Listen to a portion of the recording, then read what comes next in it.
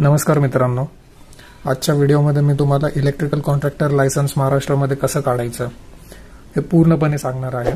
कारण की हा टॉपिक खूपच जास्त रिक्वेस्टेड होता सगळीकडे, कमेंट्समध्ये, व्हॉट्सॲपवर, ईमेल्सवर किंवा फोन करून. बऱ्याच जणांनी मला, जेव्हा मी सुपरवायझर लायसन्सचा व्हिडिओ बनवलेला तेव्हा बऱ्याच जणांनी मला या बाबतीतचे प्रश्न विचारले.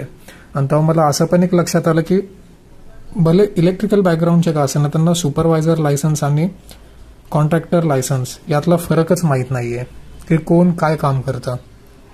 आणि आणखीन एक असा प्रश्न होता की सपोज नॉन इलेक्ट्रिकल बॅकग्राऊंडचे लोक आहेत, त्यांना हे काढता येतं का, आणि काढायचं तर ती प्रोसेस काय, त्याचे रेक्विसाइट्स काय असतील. आता हे बघण्यासाठी सगळ्यात आधी ही तर एक लिस्ट ऑफ डॉक्युमेंट्स आहे. ही कंप्लीट प्रोसेस असेल, तुम्ही अशीच फॉलो करायची. हे जवळजवळ 18 डॉक्युमेंट्स आहेत.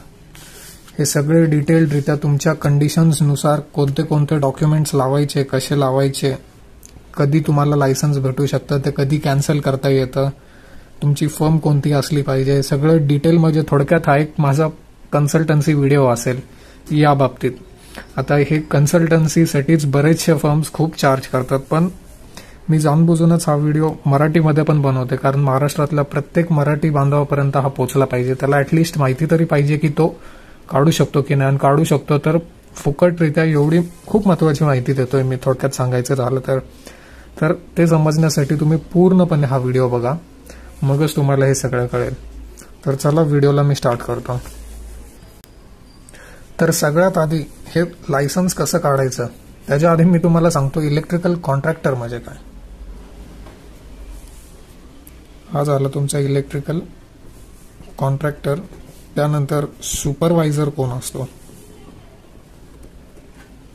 आणि तिसरं म्हणजे वायरमॅन. आता याच तिन्ही याच्यात इतके डाऊट्स आहेत लोकांना, तर ते मी आता क्लिअर करतो. सगळ्यात आधी वायरमॅन म्हणजे लेबर. समजा तुम्ही एक साईट घेतली, त्याचं काम कोण करणार? कॉन्ट्रॅक्टर तर नाही करणार, सुपरवायझर पण नाही. काम ॲट ॲक्च्युअल वायरमॅन करणार, आणि त्याच्या खाली जे तुम्ही अप्रेंटिस म्हणून देता ती लोक काम करणार त्या साईटचं. म्हणजे थोडक्यात लेबर म्हणजे वायरमॅन. आता याला एक वेगळं लायसन्स असतं. ती लायसन्सची प्रोसेस मी पुढच्या व्हिडिओमध्ये तुम्हाला डिटेल पद्धतीने सांगेलच, पण 10वी ITI 12वी या बेसवर हे लायसन्स काढता येतं. त्याच्यानंतर वायरमॅनच्या सिनियर ऑथॉरिटी असतो सुपरवायझर. आता सुपरवायझर लायसन्स कोणाला काढता येतं, का काढता येतं, ते काय असतं, हे सगळं मी एका व्हिडिओमध्ये सांगितलं पण आहे. ते तुम्हाला इथं डिस्क्रिप्शनमध्ये दिसेल कुठेतरी. आता सुपरवायझर कोण आहे? सुपरवायझर म्हणजे सपोज आता एक काम घेतलं तुम्ही, त्या कामाला जो बघतो, मॅनेज करतो, प्लॅनिंग करतो, लेबर आणतो, एस्टिमेट्स काढतो, म्हणजे टोटल ओव्हरऑलिंग जो करतो तो असतो सुपरवायझर. हा एक लायसन्स्ड एंटिटी आहे. याला एक गव्हर्नमेंटचं अथॉरिटी असते की ते काम त्यांनी सुपरवायझर करायची, कारण की हा मोस्टली इलेक्ट्रिकल बॅकग्राऊंडचाच असतो. म्हणजे हा झाला आपला ओव्हरलुक करणारा एक व्यक्ती. आता सगळ्यात मेन, आता बऱ्याच जणांचे कॉल्स देखील आले की मला त्यांना टेंडर्स घ्यायचे आहेत, पण टेंडर्स घ्यायला सुपरवायझर लायसन्स चालत नाही. टेंडर कधी एका व्यक्तीला देत नाहीत, नेहमी कंपनीला देतात. आता तो काय इश्यू आहे मी सांगतो. इलेक्ट्रिकल कॉन्ट्रॅक्टर म्हणजे काय? इलेक्ट्रिकल कॉन्ट्रॅक्टर एक ऑथोराइज्ड पर्सन असतो जो गव्हर्नमेंटच्या दृष्टिकोनाने इलेक्ट्रिकल वर्क्स घेऊ शकतो.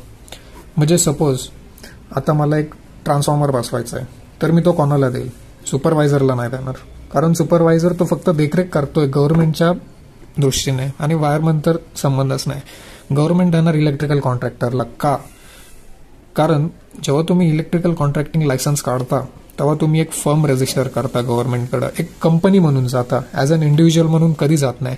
आणि या फर्म किंवा कंपनीमध्ये एक सुपरवायझर आणि 1-2 वायरमॅन हे कंपल्सरी लागतात. म्हणजे जेव्हा तुम्ही एखाद्या व्यक्तीला विचारता की तू इलेक्ट्रिकल कॉन्ट्रॅक्टर आहे, तर त्याच्याकडे ही एवढी लोक असतात. म्हणजे जवळजवळ 3-4 लोक तर असतात. मग गव्हर्नमेंटच्या दृष्टिकोनाने जेव्हा इलेक्ट्रिकल कॉन्ट्रॅक्टर येतो तेव्हा ही अख्खी 3-4 लोकांची ॲटलिस्ट फर्म येते. म्हणून टेंडर्स हे नेहमी इलेक्ट्रिकल कॉन्ट्रॅक्टरला जातात. सुपरवायझर तो सिंगल इंडिव्हिज्युअल आहे, तो करून किती हे करणार. आणि इलेक्ट्रिकल कॉन्ट्रॅक्टरला मग सपोज त्यांनी जर का ते काम चुकीचं केलं त्या टेंडरमध्ये, त्यावर तुम्ही ऍक्शनही घेऊ शकता. म्हणून टेंडर्स हे नेहमी इलेक्ट्रिकल कॉन्ट्रॅक्टरला भेटतात. किंवा प्रायव्हेट इन्स्टॉलेशन्स जे असतील इलेक्ट्रिकलचे हेवीमध्ये, आता समजा की त्यांना सबस्टेशन्स बसवायचे, 33 kVचे ब्रेकर्स वगैरे, ते सगळे इलेक्ट्रिकल कॉन्ट्रॅक्टर करू शकतो. आणि जेव्हा तुम्ही इलेक्ट्रिकल कॉन्ट्रॅक्टिंग हे लायसन्स काढता, तेव्हा तुम्हाला आणखीन एक महत्वाचं डॉक्युमेंट असं म्हणजे एक टेस्ट रिपोर्ट असतो, तो तुम्हाला गव्हर्नमेंट देता. हा टेस्ट रिपोर्ट इतका महत्वाचा आहे. तुम्ही MSCBचे जे लाईट मीटर्स किंवा ट्रान्सफॉर्मर्स किंवा अर्थिंग रिपोर्ट्स वगैरे बनवतात, कंपनीचे अॅन्युअल मेंटेनन्सचे फिटनेस रिपोर्ट्स काढतात, किंवा अजून एक असं आहे की सोलर इन्स्टॉलेशन्स पण जी लोक करतात. आता सपोज सोलरवाला आहे तुमचा, त्याने तुमच्या इथे एक सोलर बसवलं 20 किलोवॉट 100 किलोवॉट काही असेल तर, आणि तो जर का स्वतः इलेक्ट्रिकल कॉन्ट्रॅक्टर नसेल तरी तो तुम्हाला त्या सोलरच्या टोटल वर्किंगचं फिटनेस सर्टिफिकेट देऊ शकत नाही, कारण की त्याच्याकडे ती ऑथॉरिटीच नाहीये. म्हणून हे टेस्ट रिपोर्ट जे डॉक्युमेंट आहे हे कॉन्ट्रॅक्टरचं एक खूप महत्वाचं वेपन आहे, जे गव्हर्नमेंट त्याला ऑथराईज करून देतं. आता सगळ्यात आधी एलिजिबल कोण कोण आहे म्हणजे पात्रता. हे कॉन्ट्रॅक्टर लायसन्स जे आहे ते कोण कोण काढू शकतं. तर तुम्ही नॉन इलेक्ट्रिकल बॅकग्राऊंडचे असाल किंवा इलेक्ट्रिकल बॅकग्राऊंडचे असाल, दोघेही जण हे लायसन्स काढू शकतात. दोघेही जण सेम प्रोसेस अप्लाय करायची, सेम. पण फक्त फरक एवढाच पडतो की इलेक्ट्रिकल बॅकग्राऊंडचे तुम्ही असाल तर तुम्ही स्वतःच सुपरवायझर आणि कॉन्ट्रॅक्टर असू शकता, ज्यानं तुम्हाला एक बेनिफिट येतो. आणि नॉन इलेक्ट्रिकलच्या बॅकग्राऊंडचे असेल तर तुम्हाला जेवढ्याही दिवस तुमचं कॉन्ट्रॅक्टर लायसन्स चालू ठेवायचंय, तुम्हाला एक सुपरवायझर, लायसन्स असणारा सुपरवायझर हा अपॉइंट करणं गरजेचंच आहे. जर का हा तुमची फर्म सोडून गेला, 1 दिवसासाठी तरी गेला, तरी तुमचा कॉन्ट्रॅक्टर लायसन्स कॅन्सल होतं. मग तुम्हाला ते परत करायचं असेल तर परत पूर्णपणे नव्या रीतीने कॉन्ट्रॅक्टर लायसन्स काढावं लागतं. अनेक वायरमन इथं आलाच. म्हणून नॉन इलेक्ट्रिकल बॅकग्राऊंडचे जे लोक आहेत त्यांच्यासाठी हे लायसन्स काढणं अवघड जातं, कारण की त्यांना एका सुपरवायझरवर रिलाय करावं लागतं सारखं. आणि नॉन इलेक्ट्रिकल बॅकग्राऊंडच्या लोकांना आणखीन एक इलेक्ट्रिकल इन्स्पेक्टरकडे अशी पॉवर आहे की त्यांना जर का वाटलं की त्याला एवढं नॉलेज नाहीये इलेक्ट्रिकल फील्डमधलं, तर त्यांना रिजेक्ट पण करू शकतात कॉन्ट्रॅक्टिंग लायसन्स. म्हणजे टोटल इलेक्ट्रिकल इन्स्पेक्टरवर डिपेंड आहे की तुम्हाला कॉन्ट्रॅक्टर लायसन्स द्यायचं की नाही. आणि इलेक्ट्रिकल बॅकग्राऊंड जे आहे, ज्यांनी डिग्री केली आहे, डिप्लोमा केलं, त्यांना काही प्रॉब्लेम येत नाही हे लायसन्स काढण्यात, कारण की ऑलरेडी त्यांचं एज्युकेशन आहे. त्यांनी मी तर सजेस्ट करेन सगळ्यांनी, त्या लोकांनी आधी सुपरवायझर लायसन्स काढा आणि मग पुढची स्टेप स्वतःचं कॉन्ट्रॅक्टिंग फर्म काढायचं. म्हणजे त्यांना कोणताच प्रॉब्लेम येत नाही, कारण स्वतःच सुपरवायझर आहे, स्वतःच कॉन्ट्रॅक्टर आहे. नाहीतर बऱ्याचशा फॉर्म्सवर असं होतं की सुपरवायझरची साईन लागते आणि काही फॉर्म्सवर कॉन्ट्रॅक्टरची लागते. मग ते दोघं जुळवता कधी कधी ते कामं पण विस्कळून जातात. आता ही झाली तुमची एलिजिबिलिटी. दुसरं म्हणजे ही प्रोसेस काय आहे आणि ती कुठं करायची. आता तुमचं जे डिस्ट्रिक्ट EI ऑफिस, ज्यालाच आपण इलेक्ट्रिकल इन्स्पेक्टरेट ऑफिस म्हणतो, PWDच्या अंतर्गत असतं, तिथं ही प्रोसेस मी जी आता सांगेल तुम्हाला, ते डॉक्युमेंट्स कम्प्लिटली तुम्ही एकसाथ एका फाईलमध्ये बंच करायचे आणि तिथं जाऊन हे सगळं अप्रूव्ह करून घ्यायचं. तर जसं की मी तुम्हाला आधी दाखवलं, तर मी तुम्हाला याच पेजवर सांगतो लोक. सगळ्यात आधी हे बघा, approval of name of firm from electrical inspector concerned, म्हणजे तुमच्या जिल्ह्याचा जो असेल त्याच्याकडून. आता approval of name of firm म्हणजे काय.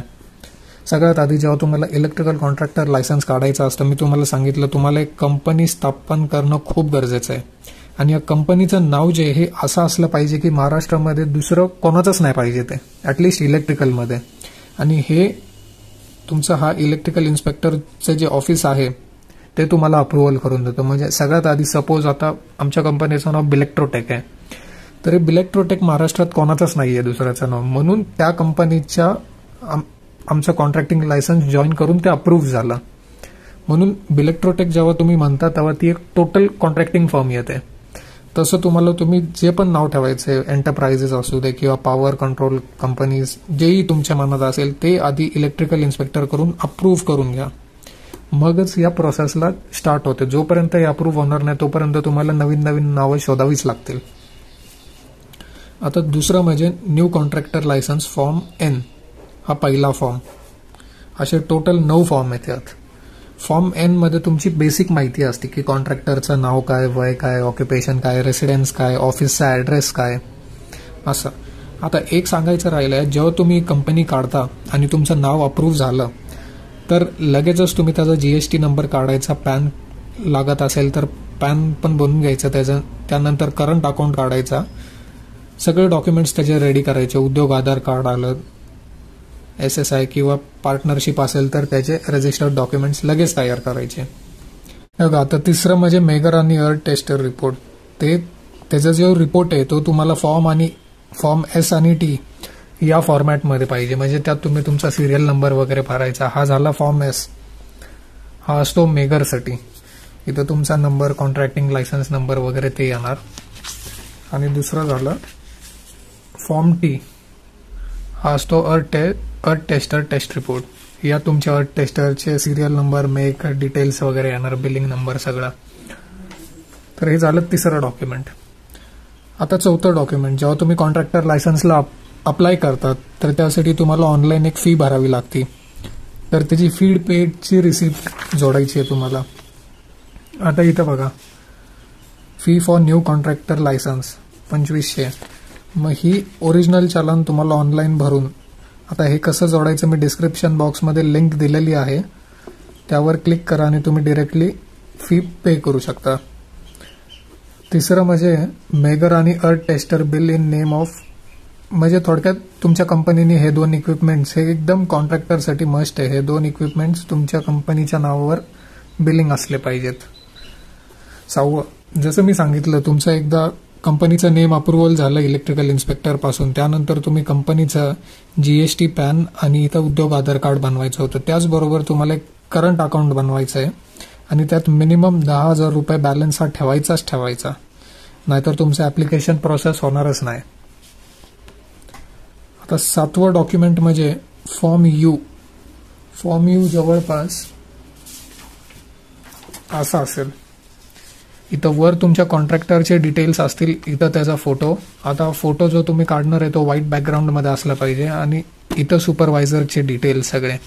म्हणजे जर का तुम्ही सुपरवायझर आणि कॉन्ट्रॅक्टर वेगवेगळे आहेत तर इथं 2 वेगवेगळी नावं येतील. आणि जर का एकच आहे, जर तीच वर जी इन्फॉर्मेशन लिहिणार आहे तीच तुम्ही खाली कॉपी पेस्ट करायची आहे आणि इलेक्ट्रिकल इन्स्पेक्टरकडून इथं अप्रुव्हल साईन घ्यायची. आता हे 4 ॲफिडेव्हिट्स. आता हे जे 4 ॲफिडेव्हिट्स आहेत हे प्रत्येकाच्या कंडिशन्सनुसार वेगवेगळ्या पद्धतीने बदलत राहतील. आता हे कुठं कसे लावायचे त्यासाठी माझा डिस्क्रिप्शन बॉक्समध्ये मेल किंवा नंबर पण आहे, त्यावर तुम्ही मला विचारू शकता, मी सांगून देईल. कारण की आत्ता सांगून परत त्यात अजून जास्त कन्फ्युजन होईल. आता 12वं म्हणजे जर का तुम्ही दुसरा इलेक्ट्रिकल सुपरवायझर भरलाय, तुम्ही स्वतः नाहीये, तर त्याचा जो मागच्या कंपनीत जर का तो नवीन असेल, फ्रेशर असेल तर काही प्रॉब्लेम नाही. पण जर का तो एक्सपिरियन्स्ड पर्सन असेल तर त्याच्या मागच्या कंपनीचं रेझिग्नेशन लेटर तुम्हाला इथं जोडायचं आहे. कारण इलेक्ट्रिकल सुपरवायझरला फक्त एकच कॉन्ट्रॅक्टिंग फर्म जॉईन करता येते. जर का त्यांनी दुसरी केली तर जी लास्टवाली असती तिचं कॉन्ट्रॅक्टिंग लायसन्स कॅन्सल होतं. आता 13th one, self attested photo copies of. आता तुमचे फोटो घ्यायचे, त्यावर साईन करायची आहे तुम्ही फक्त, हे एवढंच. 14th one, self addressed envelope duly fixed. हे तुमच्या फर्मच्या एनव्हलपवर तुम्ही पोस्ट लावून साईन करायची आहे. आता 15th वन, जर का तुमची पार्टनरशिपमधली फर्म आहे तर त्याचे रजिस्ट्रेशन सर्टिफिकेट्स, डॉक्युमेंट्स किंवा डीड्स जे असतील ते लागेल सगळं. आणि त्याची ऑथराइज सिग्नेटरी एकच जण राहणार, ते या प्रकारे तुम्ही इथं ठरवायचे. 16th वन, तुमच्या ॲड्रेसचा ॲड्रेस प्रूफ पाहिजे इथं. 17th, तुमचं इंडिव्हिज्युअल किंवा कंपनी पॅन कार्ड, त्यावर ऑथराइज सिग्नेटरीची स्टॅम्प आणि साईन. आणि 18th वन, हे सगळा बंच एकत्र करून हे सगळं टोटल आहे बघा, त्यांनी इथं मेन्शन पण केलं, अख्खी व्यवस्थित याला एक फाईल करायची. तर या फाईलमध्ये जवळजवळ हे 12-13 डॉक्युमेंट्स जे आहेत, आता इथं 17 आहेत आणि मी 12-13 का बोललो, कारण की हे जे 4 डॉक्युमेंट्स आहेत ते प्रत्येकाला 4 नसतील. काय काय जणांना 1 असेल, काय काय जणांना 2 असतील, त्यावर डिपेंड करेन. मग हे जे 12-13 डॉक्युमेंट्स आहेत हे व्यवस्थितरित्या त्या फाईलमध्ये सगळे अटॅच करून तुम्हाला डिस्ट्रिक्ट EI कडून अप्रूव्ह करायचे आहेत तुम्हाला हे. आणि ज्यावेळी तुमचे अप्रूव्ह होतील तुम्हाला थोड्याच महिन्यात तुमचं कॉन्ट्रॅक्टर लायसन्स भेटून जाईल. आता यात शेवटचा आणि सगळ्यात इम्पॉर्टंट पॉइंट की हे फॉर्म्स कुठं भेटतील. आता हे तर मी तुम्हाला जरी अख्खी इन्फॉर्मेशन दिली तरी खूप अशा बारीक सारीक गोष्टी आहेत ज्या कळत नाहीत भारताने. त्यासाठी कन्सल्टन्सी कोण प्रोव्हाइड करेल किंवा मदत कोण करेल हे सगळं भरायला. तर माझा नंबर मी डिस्क्रिप्शनमध्ये दिलाय. तुम्ही फक्त त्याला व्हॉट्सॲपला यूज करा किंवा तुम्ही मेल करू शकता.